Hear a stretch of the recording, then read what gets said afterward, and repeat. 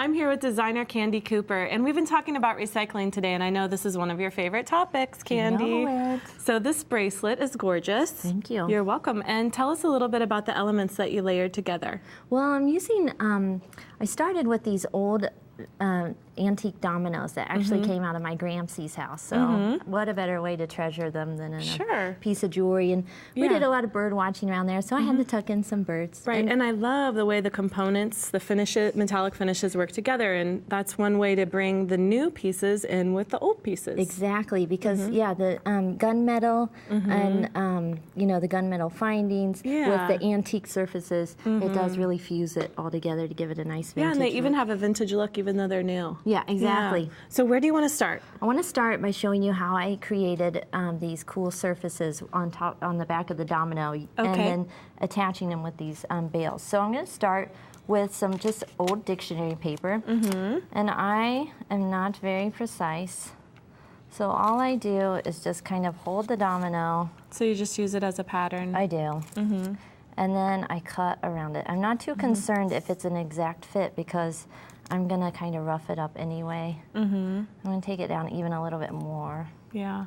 Okay, so once you have your background paper, and you can use whatever. You could use lace or scrapbook paper, fabric, photographs, anything you want. And then I'm just putting a layer of decoupage medium, which is essentially glue, and then my piece, I want that more wordy side. Yeah.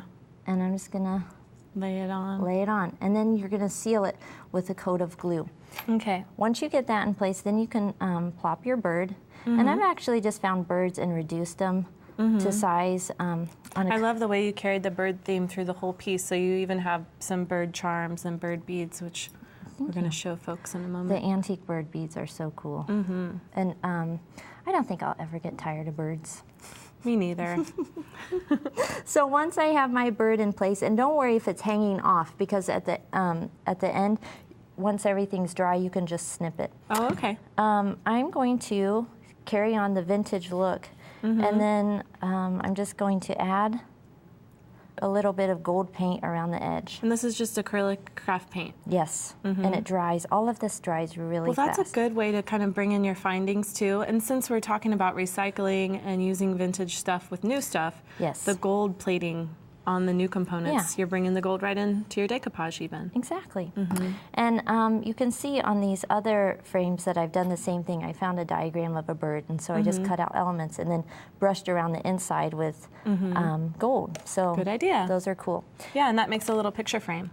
Yeah. Cool. Now I'm going to use this acrylic sort of epoxy. It gives it that resin clear finish, but you don't have to wait the time to dry it. And I'm just gonna. Okay. You're just pressing out some air bubbles. Yes, and you want to make sure you don't shake it. But so steady hands for this part. Kind of. And I noticed you protected your work surface with a piece of cardstock there too. I did. I can't say I do that at home all the time though. Well, I know how we work. We're creative. You got that right. So once your piece is dry, then you're going to put your layer over the top, and you want to kind of scoot that resin all the way over your paper and painted surfaces, and you're just going to keep going and going and going. Okay, so not to interrupt, but how do you attach the bail? Okay, so this is one, oops, that doesn't go on there. This is one I've got ready to go, and I just actually drilled the domino with like a Dremel tool, and you can check the fit, just kind of hold your drill bit up next to the bail. But these are called glue-on bales, and they've just got a little spot where you can put... Handy. I think. What a great way to bring in some found objects, really easy. Yeah, and I've done some other ones over here. Let's see. You can just leave that to dry, but done some other ones where I drilled some dice. I love this with the chess. What was this? Great. I can't remember the game, but I know that someday I'm going to wrap some wire down that little good idea. shank right this there. Is from Sorry, no? Oh, okay. Sorry, I didn't know that. Okay. Right. So the other thing that I did to pull in the vintage elements is use an antique. Oh yeah, you have your belt here. Yeah. I don't know if it's really antique. Let's say retro chain. And I just break apart the links, and you know, it's got that nice aged look to it. Oh, that's a great idea, and it's another flea market find. It is.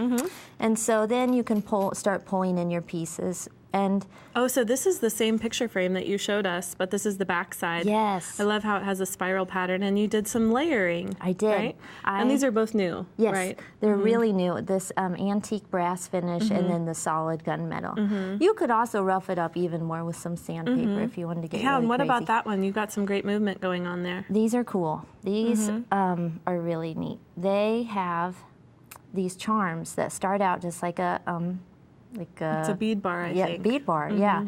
And all of these parts are interchangeable with it. So you could slide any of them. Yeah, you could put a spacer, or let's put this polka dot bead first, and then this bead cap. Yeah. These are cool. I'm going to use them all day long. I like the way they work together. I love them. And then the next one is actually another antique little brass.